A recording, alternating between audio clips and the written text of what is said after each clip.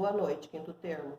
Estamos aqui hoje para dar continuidade sobre a temática que nós estávamos estudando no primeiro bimestre. Estamos começando o segundo bimestre, né, turma? Sobre a avaliação na educação física. Nós sabemos que a avaliação é um assunto complexo na área educacional, ou em todas as áreas, não sei.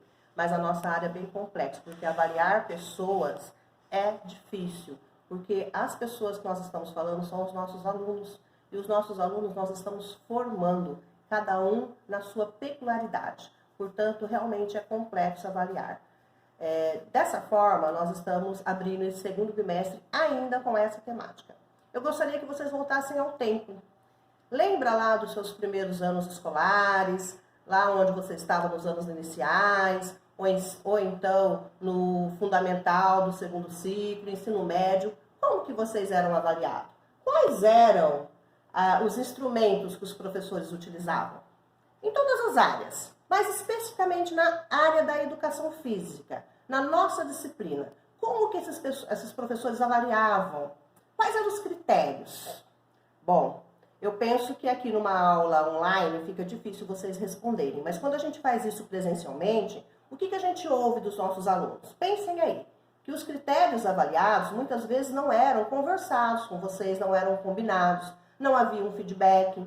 As aulas eram avaliadas a partir do comportamento, da disciplina, quem realmente tinha habilidades atléticas, esportivas, ok?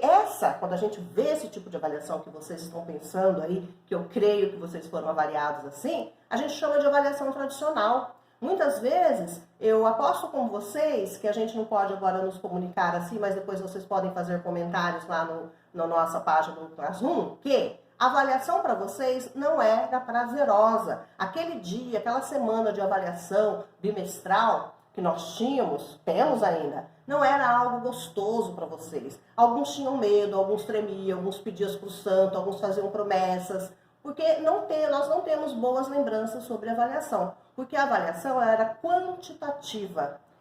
O professor descontava uma vírgula, o professor descontava um acento. E nas aulas de educação física, como nós éramos avaliados? Pelas nossas aptidões, pelas nossas habilidades esportivas. Eu mesmo, que nunca tive habilidade esportiva, que nunca gostei, porque não me foi dado prazer, não me foi me mostrado que era algo gostoso, eu sempre ia mal na educação física. As minhas notas sempre eram 5 raso. Porque eu era uma aluna tímida, eu era uma aluna que não dava trabalho disciplinar, então eu tinha uma nota 5. Agora, aqueles alunos que sobressaíam, que jogavam basquete muito bem, que corriam, que faziam ginástica, que tinham suas habilidades, seu desenvolvimento esportivo, de um atleta, muitas vezes, esses ganhavam notas boas. Então, essa era a avaliação tradicional. Não havia feedback para o aluno, não havia combinado para o aluno, não havia explicação do que ele estava sendo avaliado, qual era o conteúdo que ele estava sendo avaliado, o porquê que ele estava sendo avaliado, como ele seria avaliado, por que ele não aprendeu. Então, a avaliação, ela não via um erro como algo primordial. Hoje, o erro para nós, em avaliação, nas avaliações de hoje, ela é, sim, um principal, ela é um sinal, ela é uma pista. Opa, o aluno errou. Por que o aluno errou? Então, vamos refletir esse erro e vamos corrigir esse erro.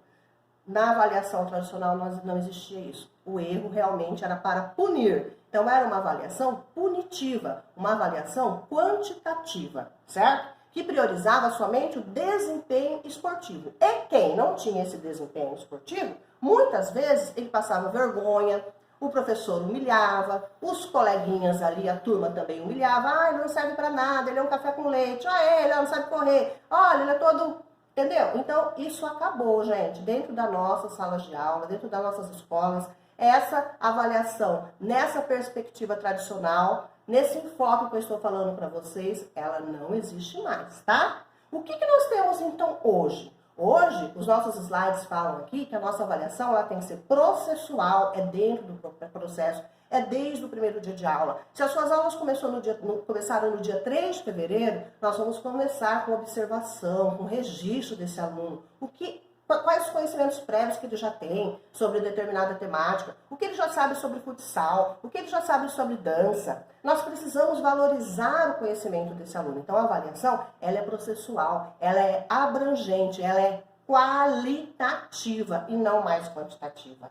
ok? É isso, é uma avaliação formativa, que você vai pegar todos os aspectos desse aluno, seus conhecimentos prévios, o que ele está aprendendo dentro do processo. Por exemplo, se ele corre um determinado espaço, ali, tantos metros, vamos colocar aí, se ele corre 100 metros em tantos minutos, ele faz lá em 5 minutos, e depois ele está fazendo em 4 minutos, ele já evoluiu. É isso que você tem que ver, essa abrangência. Não é porque ele não chegou com o outro, você comparar esse aluno com o outro, não é assim a avaliação. Você tem que ver o desempenho dele, dentro do processo dele. A avaliação é qualitativa, ela é formativa. E aí sim, ela é somativa? Ela é somativa. Você vai somando tudo que esse aluno vai aprendendo para que você possa fazer uma síntese final e dar uma nota para o aluno. Esse aluno tem que ter nota. Infelizmente, ou felizmente, não sei, a nossa educação, o nosso processo educacional, ele tem conceitos, ele tem nota. Então, eu tenho que atribuir uma nota para esse aluno, que é somativa. Olha bem, quando ela era na avaliação tradicional, o professor também somava tudo que o aluno aprendia. Mas o que ele fazia dessa soma? Depois ele dividia. Não é mais assim, tá? Ela é somativa, mas não se divide mais. Você vai somando, acumulando, para você fazer uma síntese do que esse aluno já aprendeu, ok? A outra parte desses slides fala sobre a questão da diversificação.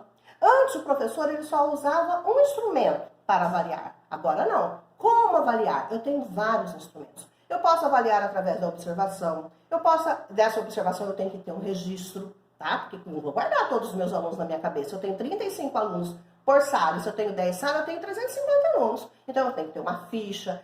Hoje nós temos a internet, que nós temos várias fichas, vários modelos que nós podemos pegar, nós podemos construir em cima os nossos registros. Então eu posso avaliar através da observação e do registro e ver o que ele está, né, como está sendo o processo dele, como está sendo a somativa dele, como está sendo o envolvimento dele. E eu tenho ali, aluno, Abner, como que ele chegou? Em fevereiro, como que ele era? Aí esse menino ele não sabia lateralidade, ele não sabia esquerda, ele não sabia direito. Agora em abril, ele já sabe o que é esquerdo, o que é direito, o que é embaixo, o que é em cima. Então eu tenho um registro, eu vejo através das atividades que eu estou ministrando ali nas minhas aulas, que ele evoluiu. Ou que não, que ele está parado. E aí o que eu vou fazer?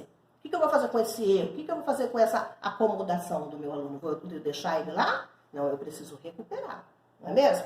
Outra coisa que eu posso usar também são as provas. Posso a prova escrita, a prova oral, a prova de consulta, um desenho, um texto dissertativo, provas objetivas. Eu posso fazer essas provas individualmente, em duplas, em trios, em grupos. Não há problema. Agora, a prova, todo tipo de prova, seja ela oral, ou escrita, ou teste, ou dissertativa, o que eu preciso? Eu preciso ter uma estética para essa prova, eu preciso ter um padrão para essa prova, eu preciso ter um perfil, eu preciso preparar essa prova, gente. Eu preciso colocar a pontuação. A questão 1 vale quantos pontos? 1, 2, porque os critérios avaliativos precisam estar ali. No Estatuto da Criança e do Adolescente fala que o aluno pode contestar essa nota. Então, você, professor, você tem que estar calçado. A questão ela é objetiva, ela vale tanto. Essa questão é dissertativa. O que eu vou olhar dentro dessa questão dissertativa? Fugiu do tema? Eu vou olhar a ortografia? Eu vou olhar a coesão? Eu vou olhar se o aluno teve argumentação? Eu preciso colocar para o meu aluno no que ele está sendo avaliado, o que ele está sendo cobrado. Isso antes. É um combinado antes. Eu preciso falar para o meu aluno, ó, dia tal é prova, as nossas questões serão objetivas. As nossas questões serão dissertativas. Nós vamos abordar tema tal, tal, tal, tal. Eu preciso elaborar essa prova e conversar e combinar com o meu aluno. Porque a avaliação, gente, eu não posso chegar assim, fazendo uma questão de um bicho de 7 cabeças na cabeça do aluno. A avaliação não é para o aluno ter medo. A avaliação é um processo. A avaliação ela é para a aprendizagem e não para a punição, tá? Eu posso também usar a autoavaliação. Aluno, o que você aprendeu? Você é hoje quem? Você está aqui 3 meses na minha aula. O que você já aprendeu? Você acha que você desaprendeu ou que você aprendeu? Eu pergunto para você, quinto termo. Você já está há 2 anos e meio aqui na nossa faculdade FAP. Você é a mesma pessoa que você entrou aqui no primeiro termo? Você já tem mais conhecimento sobre a sua área? Você mudou? Você cresceu? Você desenvolveu os seus conhecimentos? As suas atitudes? Eu creio que sim. Eu creio que sim, porque vocês são alunos excelentes, é uma turma que eu gosto muito de trabalhar, apesar de pequena. A gente já tem ali no começo não, mas agora a gente já tem uma intimidade, não é mesmo? Então a gente já troca saberes, conhecimento, experiência, certo? Então eu sei que vocês estão aprendendo dentro desse processo. E o outro é o portfólio. O que é o portfólio? Todas as atividades que os alunos vão fazendo ali durante o ano. Então, no primeiro bimestre, o que foi assim mais produtivo que ele fez, mais significativo. Eu guardo aquela atividade. Eu pego uma pasta, eu pego um envelope, coloco lá. Ana, todas as atividades que eu acho que ele sobressaiu.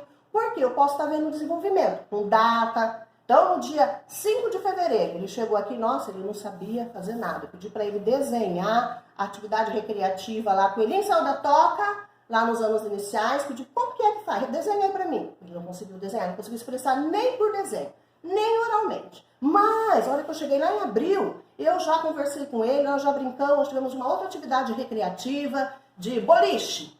E o aluno já conseguiu colocar no papel o que ele aprendeu, se ele gostou da brincadeira. Então, é a evolução. Então, eu vou guardando essas atividades mais significativas com a data para eu ver o crescimento e desenvolvimento. Isso é um portfólio. Posso fazer com pasta, aquela pasta de plástico, posso fazer com uma pasta comum, posso fazer envelope, posso colar no caderno, tá? Um de cada aluno, tá? E depois nós temos outro texto da outra aula, que é aquele texto sobre as dimensões da avaliação, do autor Zabala. Zabala, ele escreve que a avaliação ela tem 3 dimensões. Quais são? Conceitual, procedimental e atitudinal. O que é conceitual? Você tem que avaliar o aluno nessas 3 dimensões. Quando você avalia na dimensão conceitual, o próprio nome já fala, gente. É o conceito, são os conhecimentos que o aluno precisa ter. Por exemplo, ele vai basquete. Ele precisa saber quantos jogadores tem a equipe de basquete, quais são as penalidades, quais são as faltas, quantos que vale um cesto, qual o espaço para fazer um cesto de 2 pontos, de 3 pontos, quando que ele pode ser expulso. Isso aí é o conhecimento que ele precisa ter do basquete, das técnicas do basquete, a história do basquete, onde nasceu, a questão das marcações ali na quadra, o que é o garrafão. Ele precisa ter esses conceitos do basquete, assim como do futsal, assim como do handebol, assim como das lutas, tá? É o conhecimento, é o conhecer. E o procedimental, que é a outra dimensão, o próprio nome já fala, procedimental. O que é procedimento? É o fazer. Então, o aluno ele está ali jogando basquete. Ele sabe pegar aquela bola, passar para o outro no momento certo. Ele sabe que ele tem que se esquivar o corpo. Ele sabe que aquele momento ele andou com a bola na mão, ele não podia andar com a bola na mão, então ele levou uma falta. Isso é a questão do procedimento, do fazer. Quando a gente vai para as outras áreas, por exemplo, na língua portuguesa, ele sabe fazer um ofício, ele sabe fazer um abaixo-assinado, é o fazer.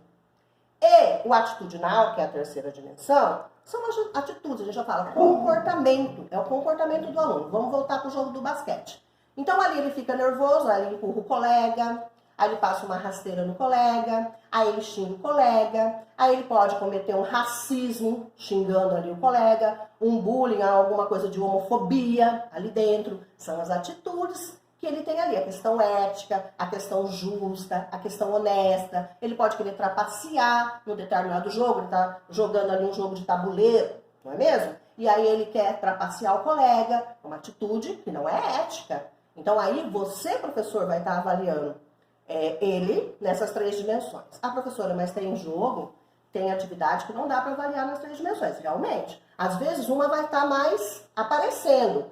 Por exemplo, você está ali numa aula teórica, está dando conceitos de basquete, de vôlei, está aparecendo mais o conceitual. A hora que você vai para uma quadra, para uma atividade prática, vai estar aparecendo mais o procedimental e o atitudinal. Então, você, professor, tem que dosar isso e olhar. Ah, aquele aluno ali, ele ainda não está na dimensão atitudinal. Ele é bom jogador, o cara é bom no basquete. Ele pega na bola, ele faz cesto em cima de cesto. Porém, o cara, ele não tem um pingo de ética. A hora que ele pode dar cotovelada, ele dá. Ele xinga baixinho para ninguém ver. Entendeu? Então, você tem que estar ali observando, a observação e o registro. E o feedback, não é? Você vai ter que atribuir uma nota para esse aluno. E se ele está com erros, tanto na questão conceitual, procedimental, atitudinal, você vai ter que conversar com ele. Na frente de todo mundo, dando um sabão? Não.